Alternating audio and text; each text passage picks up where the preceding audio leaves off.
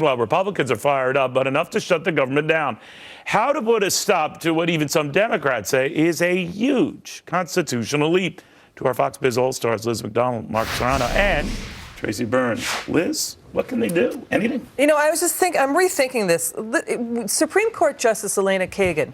This is what Elena Kagan said when the Supreme Court vacated the labor relations of government officials. Right. You remember the recess appointees? Right. And the president made these recess appointees, and the SCOTUS said, you can't do that. Here's what she said. The Constitution does not give the president the power to impose his will on a stubborn Congress. She also said, why are bothering establishing rules at all if they're so easy to evade? So that's what the Republicans can argue to Congress. They can also present their own positive immigration reform, more H-1B visas to get skilled workers in, giving green cards to people with STEM diplomas, you know, science, technology, engineering, math diplomas, and also saying, you know what, if you want to live here, if you want to be an immigrant, if you're going to be under this, what the president is doing, pay back taxes and pay a fine.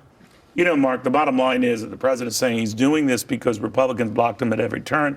Republicans turn around and say, well, the ideas you gave us were not very big on border enforcement, which is a big issue to us, back and forth, back and forth. So the president says, oh, the hell with you. I'm going to go over your heads. I'm going to issue a Lincoln-esque type decree, and that's going to be the end of that.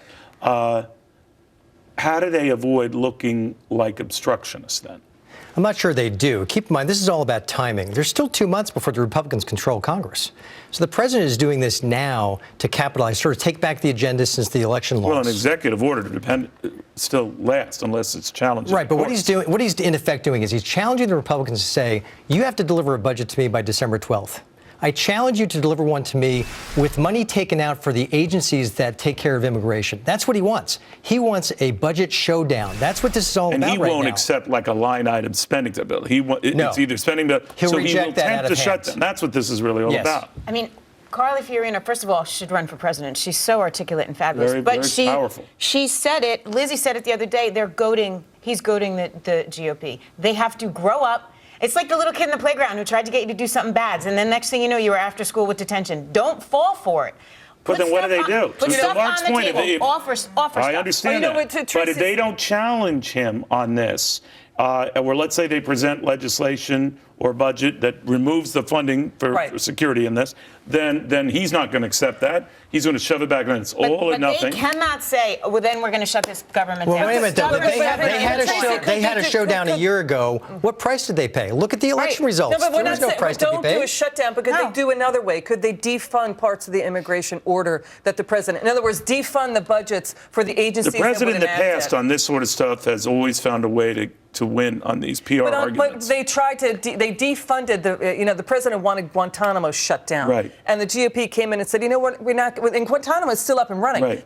In other words, can the GOP step in and say, we won't do a shutdown, we'll just defund those federal agencies? What I'm saying is, you're right, they will do that. But the president in the past, when they came to defunding certain aspects of healthcare they didn't like, he always said it's all or nothing, the whole budget or nothing. I think they have to take the high road. They have to take the high road here, or they're never going to see themselves in office again.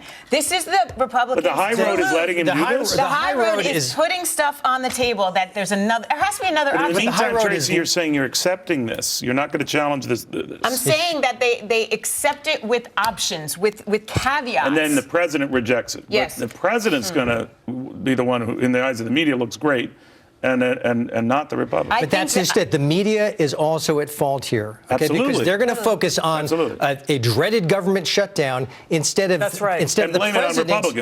president going around the Constitution and around the Congress. That's where the focus is. You would think that after the whole health care fiasco and being lied to, that the media would say, boy, we were sucker punched on that. You'd think. But I don't think that's going to happen. I don't think so either, unfortunately. Gruber and all. They're really behind they're going to be behind the 8 ball on this one, too, not understanding, unfortunately, what the issues are. But you all agree, don't get sucked into something. No, I think they ought to hold up their constitutional responsibility. You're going to have detention on Saturday, I think they should defund immigration. Yeah, well, that's just it. Everyone could have detention on Saturday. All right, well, we'll know in 24 hours when the president spells out his immigration plan from the White House. I'll be hosting special coverage on this on Fox Business and talking to a who's who of folks directly affected by this and whether this is going to lead to a constitutional crisis.